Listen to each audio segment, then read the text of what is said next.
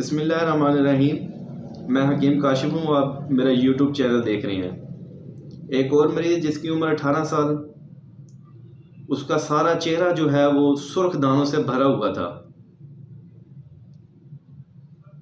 मैंने जब उस मरीज़ की नब्ज़ देखी तो नब्ज़ जो थी वो सरी थी, मतलब तेज़ थी, 2 से 3 उंगलियों तक थी और थोड़ी ज़ीक थी।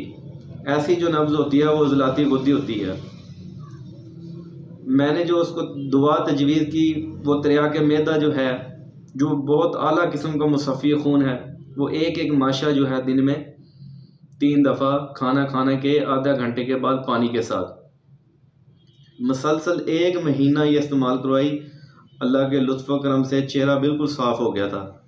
वैसे इसके साथ अगर कोई भी मुसफ़्फ़ी खून सिरप ऐड कर दें, जैसे साफ़ी है, मुसफ़्फ़ीन है, सारसप्रेला है, या कोई किसी कंपनी का भी मुसफ़्फ़ी खून इसके साथ शामिल कर दें तो इलाज को 4 चाँद लग जाते हैं।